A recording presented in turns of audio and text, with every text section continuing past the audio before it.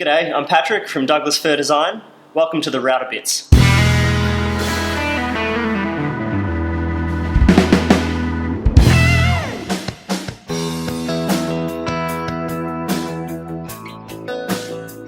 going to have a quick look at these lock mitre jointing bits from Torquata and just show you how they work and how to set them up. So a locking mitre joint is pretty much exactly what it sounds like. It's a mitre joint with some components cut into it that allow you to lock that joint in place, and it makes it much easier to glue and much easier to position. So these lock mitre routing bits are pretty nifty because it allows you to do both cuts with the same bit. Essentially, your first cut comes through on this angle, and then the corresponding piece of wood that you want to match that comes along the fence vertically like that. And that's why you need to get this set in exactly the right position, or those joins just won't match up at all. And it can be kind of tricky. So the first thing you need to do is choose the correct size of these router bits. There's a few bits that allow you to go from very thin timber, I think down to 9mm, up to about 30mm. I'm just going to be cutting some 19mm board, so I've chosen the middle router bit, which goes up to 19. There is some overlap between each one, so just choose the correct one for the size that you want to be cutting. These need to be set up really accurately, and there's a bunch of videos which will show you how to do that. I was finding it really time consuming and difficult to get it right exactly, and it was wasting too much of my time when I was trying to use them. So I ended up buying one of these little jigs by Infinity Cutting Tools. I actually picked it up at Timbecon, and what it allows you to do is set the correct height and depth for any thickness of timber really quickly, and it means I no longer have to do multiple passes of test cuts, and I can just go straight into the workpiece. And basically what that does is it's magnetized, it sits on the back face of the carbide teeth and slides up that bevel to lock in place. And you use that to set the height on your timber, and I'll show you how now. First thing you need to do to get this set up correctly is find the exact midpoint of the piece of timber. This is some 19mm stock, so the midpoint will be at 9.5. You can mark that however you would normally do that. It just needs to be accurate. So you could use a marking gauge or calipers. I'm just going to do this with my ruler and then check it with my calipers just to make sure.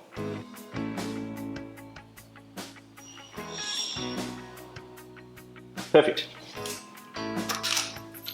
We're then going to use that to make sure that this is in exactly the correct position in conjunction with our little Infinity Tools jig here. Okay, so now that we've marked the center point of the thickness of our timber, we place our little jig on the router bit, slide it up so that it's in place. We're going to slide our timber over to that jig, and then we're going to raise this very slowly until that center line lines up with the mark on the jig.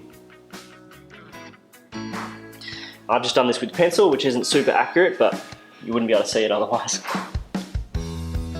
So that's in place. I'm going to lock that off. Now I want to do my vertical alignment.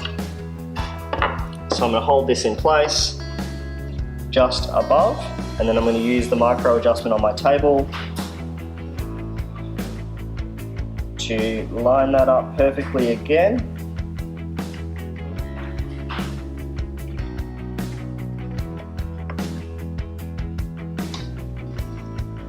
Lock that off. Double check, perfect. We're actually ready to go. As with most routering operations, you need to make sure that the piece that you're cutting is firmly in place. And I've just used my featherboards here to make sure that it is. I'll also have to put a fair bit of pressure against the fence to make sure it doesn't slide out at all. We're going to do our horizontal cuts first. I'll do both sides of this board, and then we'll change the setup and do the vertical cuts.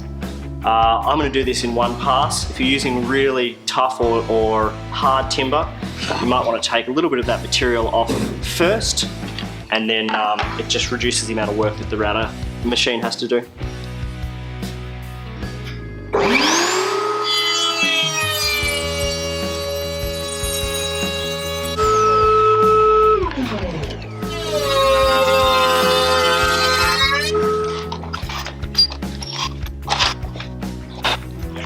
Okay, so I've cut the horizontals on my first piece. Now I'm going to cut the vertical cuts on this one. I've flipped the feather boards around so that I'm putting pressure against the fence, and we're ready to go.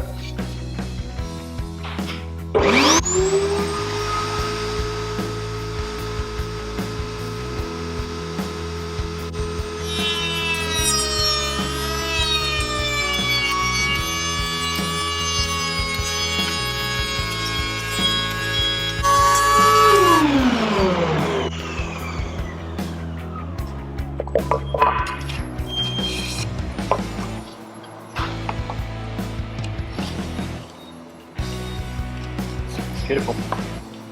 So I've cut one board with my vertical lock miter component and one board with my horizontal lock miter components. Normally you'd need to have two of each. What I'm going to do here, because I want to make quite a low box, is I'm just going to rip these in half. It just reduces my cutting time and made it a bit easier. I'll do that now. So I've cut all the pieces that I want to. Now all we have to do is do a dry fit, make sure that they all go together nice and square and tight. Place that one in there. That one in there.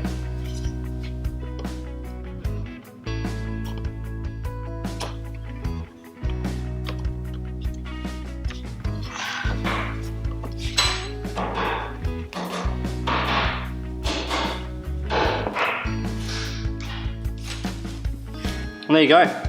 You don't need any special mitre clamps or tape. They all just lock exactly where they're meant to be. And that is perfectly square. Just so easy to do.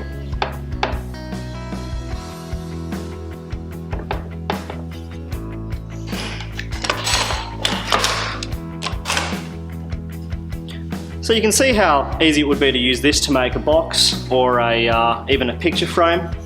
You could do these joints on end grain as well as on the edge of the timber as I have here. Got a lot of surface area, so it's a lot better for gluing, and it just holds itself together perfectly. I've also done a little demonstration with some narrower stock to show you how you could use this exact same method to box together some thick table legs out of thin stock. And I've cut this in a way that it all just slides together perfectly, and it actually holds itself in place. None of those pieces want to come apart. So to glue this together, you'd actually have to do it those two pieces first, and then those two pieces, and you can just clamp that whole thing together and make perfect square stock, even if you don't have some material that's that thick. So that's another great use for this lock miter joint. As you can see, these lock miter router bits are pretty simple to use, especially when you're using one of those infinity cutting tool jigs. Makes it pretty quick. They create these really strong joins that actually look really beautiful, and I think it's just a great tool to use. You can pick up Torquata lock miter routing bits from Timbecon, either online at timbecon.com.au or in either of their stores in Melbourne and in Perth. Sorry. Hey buddy.